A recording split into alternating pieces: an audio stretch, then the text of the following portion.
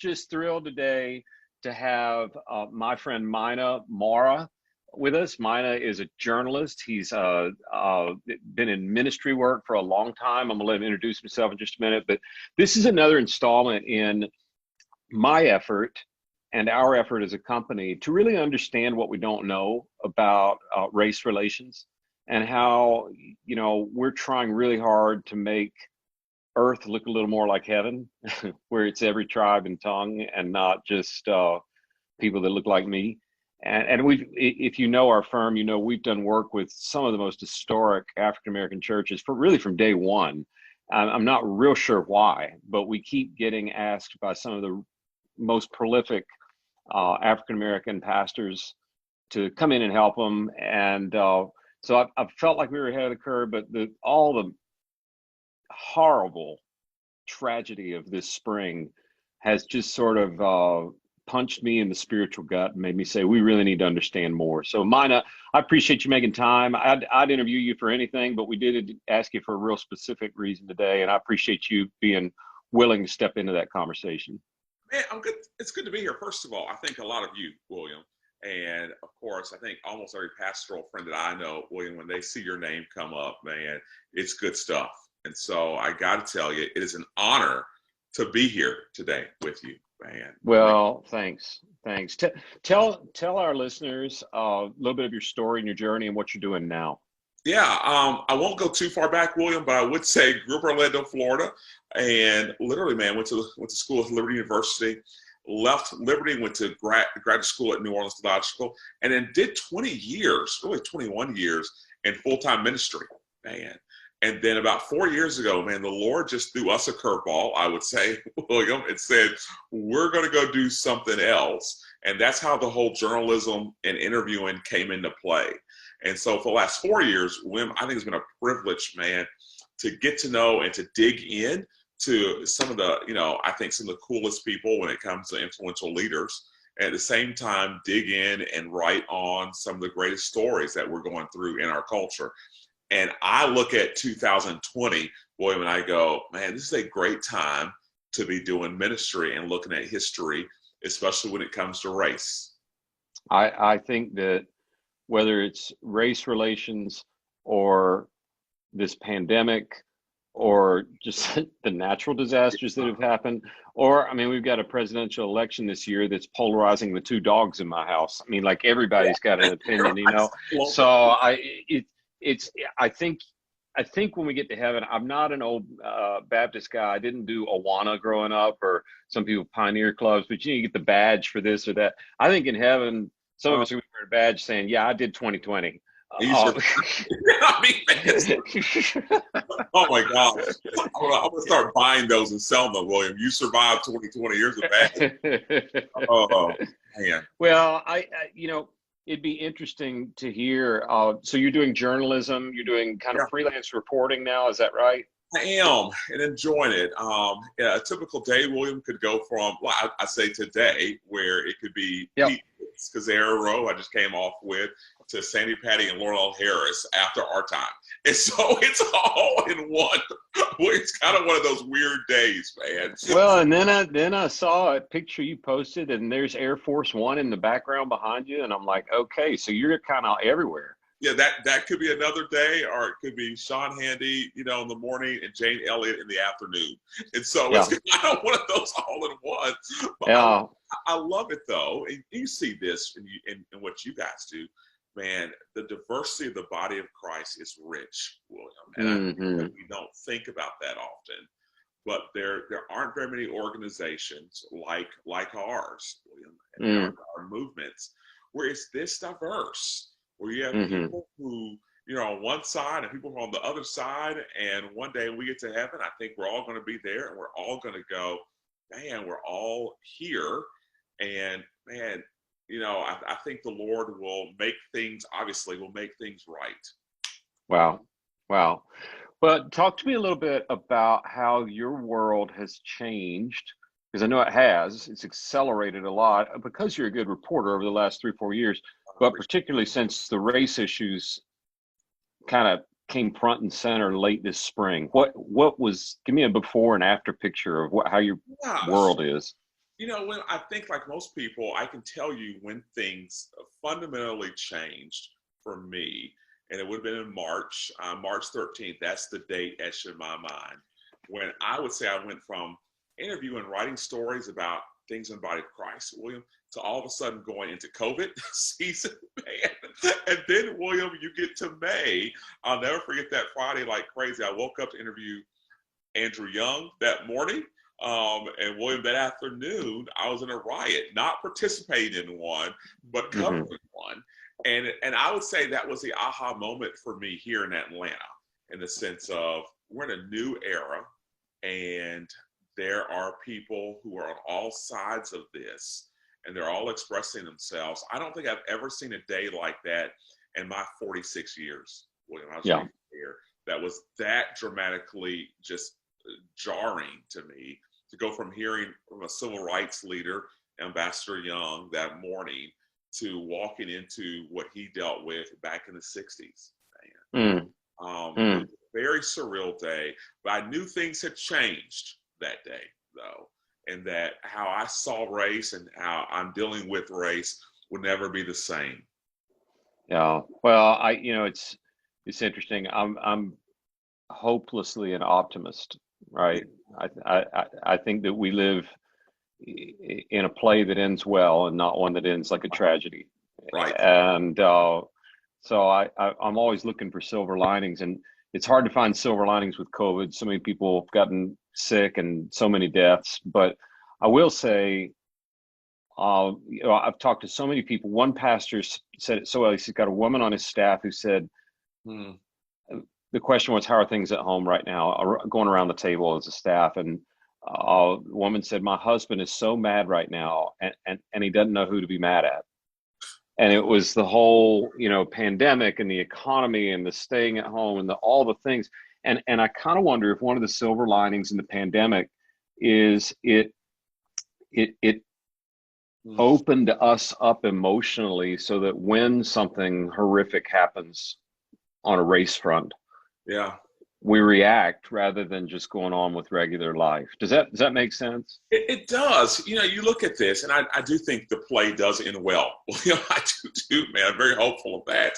But you look at how God did give us that time, I would say, of silence and maybe even rest for some of us. And I know the COVID season was not kind, man, but did give us that time to really stop and pause.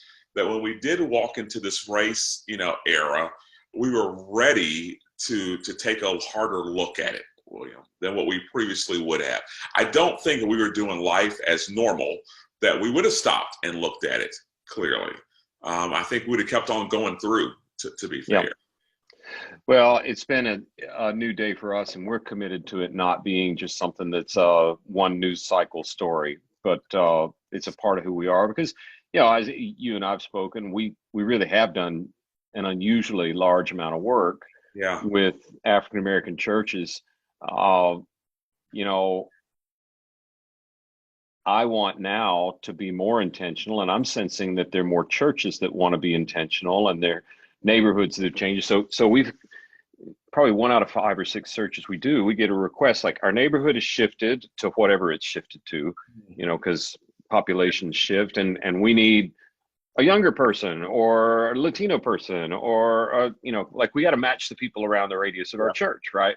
So that's all fine and well, but we're learning that I can say this because I pastored in Alabama. I'm going to kind of pick, so if you're in Alabama, just forgive me, but let's pretend there's a pretend church called the Dixie Community Church in nowhere, Alabama, and they fly a Confederate flag higher than they fly a U.S. flag, and they're 100% white, and they call me and say, now, can you find me a Black associate pastor? And it's like, oh man, there probably are a few steps between here and there, to get the church ready for this. And so we've built a diversity practice, and we actually have opened it. We have diversity coaching that we do before we ever get to doing a search for diversity. And what I'm learning is I don't know nearly as much as I thought I knew. I'm learning as I go. So these conversations teach me. So as you help people understand the reality of racial tension and what it's like, particularly what it's like being Yeah. a black man that's a conservative evangelical that went to Liberty. Like Yeah. that's not a large population swath. Like what it's like tell me what that, and I love Liberty. They've done Yeah. great things. It's a good school. Cool. Um tell me, misconceptions that you hear white people having or things that I might not know. Teach me. I want to learn.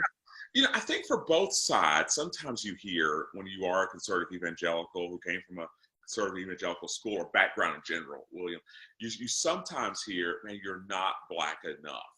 And you get it from all sides. I mean, whether it's from, my white friends or whether it's from even my black friends who will go, man, you don't have the street cred maybe to really answer some of the questions. And it's painful when you hear it from either side, to be fair, because, William, the truth of the matter is, man, our skin tone is not going to change, man, here. Mm, And so mm, because someone may have gone to a certain place or done a certain thing, it doesn't mean that they don't get it. Because who they are and what they look like doesn't change, man. mm, mm. So that's always the hard part. In that, sometimes I talk to people who are in my category, William, who would go, man, I was the first hire at an all-white church, and they thought I was too liberal. Or, they'll go to a predominantly black church and serve there, and they'll think they're too, quote unquote, white European to a certain degree.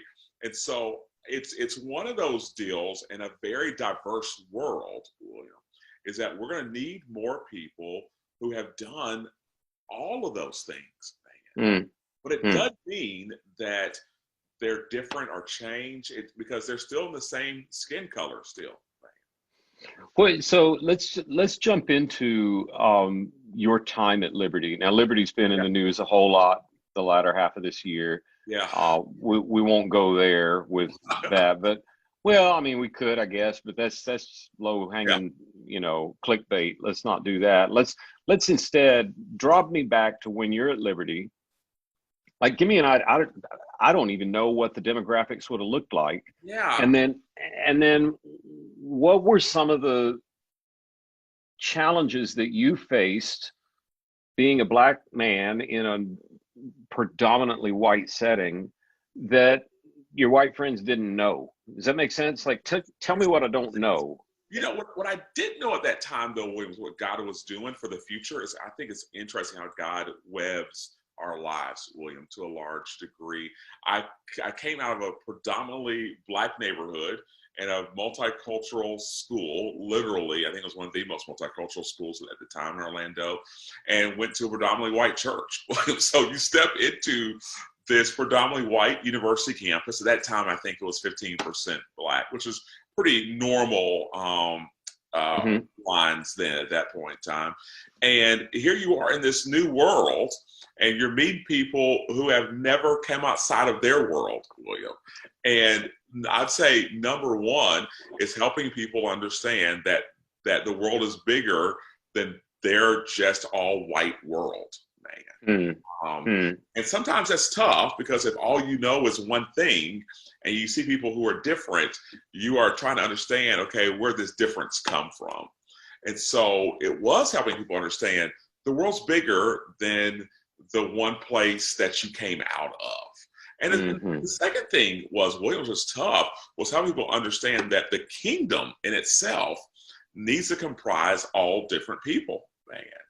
And that's even tougher sometimes if you come from a predominantly, one race school, one race church. You don't really see the kingdom like that, William. And so it's tough at times helping people understand that the world's bigger than what you saw from your slice. At the same time, and the kingdom is going to be way bigger than what you saw in what's your slice.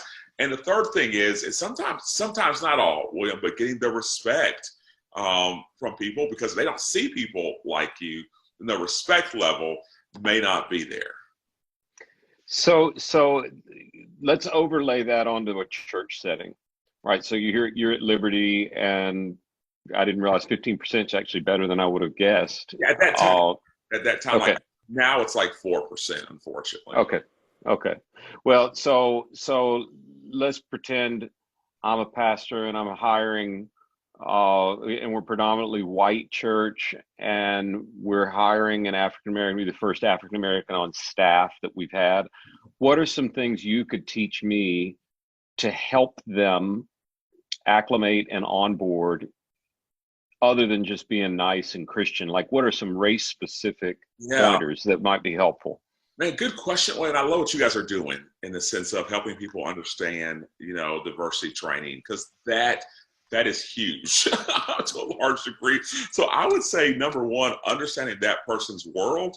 And you may ask, well, Mina, how do you do that? I do think it does start off with great books like Be the Bridge, or Jamar Tisby's book is another one, Compromise of Color, I believe what the title of that is called. So it is literally doing the homework, what I would say, William, to go. Hmm. If they're going through your, great firm there, then they do need to do the homework and do the diversity training, man, to be fair. Because it's one of those things where we all bring stuff with us, William, to any Yeah. relationship, man. Good, bad, indifferent, baggage maybe, but we all bring stuff. And it helps to understand what people are going to bring when they come onto your church staff. And also part of doing the homework is training and asking your people, hey, we're going in this direction. Do you see anything? Do you have any glaring errors that you think we have here at our church? And we all have some, William. So it's not a matter Hmm. of, no, we don't. That's not true, because we're imperfect people. So we all have something. So it is doing the homework, William. It really is. And I would say being upfront with that staff member who's coming on to literally go, okay, here's who we are. Here's our good and bad. Here's what you're going to get yourself into. So they understand what they're coming into. At the same time, the person who is coming in, it is asking them, hey, what are your thoughts about coming into this new and interesting place that you're going to be coming into also? And culturally, what do you bring into it as well? I think the more honest and upfront we are with one another in this area, the better off I think it's going to go. Hmm. Hmm. Well, I am really hopeful that this is not just something that was a 2020 memory. It seems like God has a way of bringing different storms to an intersection point that creates an opportunity for real change. Yeah. And it feels that way as you cover stories. Are you feeling like the race relations issue is going off people's radar, or staying on it, or getting more on it? Does that make sense? Because I mean, we live in a day where there's a new news cycle every 5 minutes. So like, is this going away, or is it here? Does that make sense? You're a reporter, you're out there, you're feeling it. I think we're in a very revealing season right now. And so a lot has been exposed, a lot has been revealed. Liberty University, of course, I went to school there. And when we had to deal with the issue of race there a few months ago, William, what it really kind of helped me understand, man, we still have some homework to do in Hmm. the body of Christ. And so I think we have to really stop and honestly know our history in the evangelical community, and that we've not always been the best at this issue of race. And that's why I think it's so important to do the homework, to really Mm. take a look and go, what are people saying? What are my kids saying? It's weird to me. Well, not weird, it's exciting in a lot of ways, but Generation Z, when they take a look at a church's website, William, and they see just one race, anything, they automatically go, man, this is traditional, man. Wow. It is so bizarre how when I'm interviewing Generation Zers, and I did a study recently with some of them about church websites, William, that has not come out yet. And you take them to certain ones, they see the church staff page, and they see all one, and they go, wow, it looks like nice website, but they're traditional. Compared when they see a website of different races and different makeups, they tend to go, man, contemporary. Um, Hmm. so I think we have to know what's coming, boy. And the truth of the matter is, Generation Z and millennials in general, they're used to color. And so Hmm. So they see stuff through a very authentic lens if it has color into it. I'm not saying it's right or wrong. It's just kind Right. of what they're brought up with and what they see. And so I Mm. think we're getting a revelation to a large degree of, I don't mean a, spiritual type, deal with that, William, or maybe it could be in some places, but there's a lot of revealing going on, man. And Oh, how we handle that is going to tell us a lot. that's good. That's good. Well, we as we close out our time, I'd love to just ask you some fun questions. Like, what's one of the easiest people you've gotten to interview? Like, there's just, man, that was no Oh, work at all. well, that's great. Thanks, William. There are a lot of good ones. You know who I would say, of course, Jimmy Carter would be one that was just easy in the sense of just a great guy to Hmm. be around. Ken Starr would be another one that I thought was just anything in politics. William, believe it or not, some people may laugh at this. Anything about politics is honestly easy, and it's weird. Really? Yeah, because when a politician comes to the table, they automatically are coming with a personality for the most part, 90% of them. Yeah. Yeah. So they're fun to talk to and be around with. People would find that really interesting, but they would be one that I would go, man, they're just fun to just be around, man. Yeah. And Yeah. that would be the easiest and the funnest, I guess, is anybody in politics, which is That's interesting. great. That is very interesting. And what would you say would be a couple of the lessons you've learned about asking good questions over the years? Ah, know the person. Okay. That always helps in a large extent. And at the same time, ask questions that your friends want to know the answer to. And so it's one of those deals where if you'll do that, I mean, you'll have a great interview, honestly. And when somebody told me this early on, not somebody I know the person was, a good friend of mine. He goes, Maina, if you'll be pastoral on these interview calls, man, it'll take you a long way. And I didn't know what that meant at the time. But I know what it means now in the sense of when people come and they're sharing their story with you, that man, that they're giving you that 20 or 30 minutes or an hour, they're giving you a piece of their life. And so I really do hope one day when we have more pastors who are interviewing and to doing journalism, to be honest with you, just because I think people do want that. And so whether I'm with people from Jane Elliott to Jimmy Carter to Sandy Patty coming up here to, Evander Holyfield, most people do want a sense of that when they read your bio, pastor or minister, they want you to bring that to the table. Hmm. And so I really do think if you're a minister of the gospel, if you're getting in this or doing this, be pastoral. Well, it's interesting, if you look at how Jesus interfaced with people, a whole lot of that time was spent asking questions. Yes. And a lot more than giving directives. And I watch Generation Z, and this could be a whole other podcast, but how do you communicate the gospel in the new day? And I think you're going to see more and more preaching happening through interviews. Yes, I do too. And because it's more dynamic, it's more interactive, and it's more in a position of help me understand, which you have done such a good job of today. As we're trying to understand what we don't understand and figure out what we don't know, and just trying. I keep telling them, my team, we're gonna trip while we do this, but we're gonna keep moving forward and just try like Man, never before. I love what you guys are doing. I can still remember right after the whole COVID hit, man, when people were really trying to figure out what to do, William, at that point in time, even journalism pro, they're trying to figure it out too at the same time. I can still remember getting that first email from you guys going basically, hey, let us help you walk through this. And I can remember telling my friends going, man, they get it, man. They really get it in the sense of that you guys didn't know all the answers. I mean, and I love how you guys are authentic about that.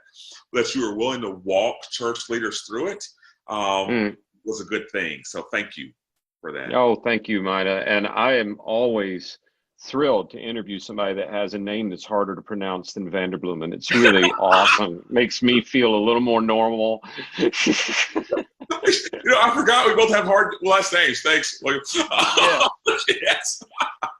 What's the origin of Mwaura? Oh man, well, it's weird. It is Kenyan, and so my Oh, dad. really? It is. So my dad gets here to America, William, through a Greek Orthodox priest, man. And Really? so for 10 years, we were Greek Orthodox. Huh. So were you born there or here? I was born here. And so Okay. I was baptized, at that point in time, William, into the Greek Orthodox Church, How about that? which is crazy looking back at it. I was just talking to that priest a few months ago, and it was just interesting to hear the That's story great. all over That's again. great. Well, I appreciate you making time for us, man. And Anytime, William. if you are listening today and you want to read some of Mina's coverage, we're going to have all the links in the show notes to his writing. And if you're not on the email list for that, just go to vandercast.com. And if you'll give us your email address, we won't beat you up with other emails, but we'll send you show notes, let you know what's coming down the pike in the near term. So, Mina, God bless you, Yeah, man. Thank thank you you. so much. Appreciate you being with us. Thanks.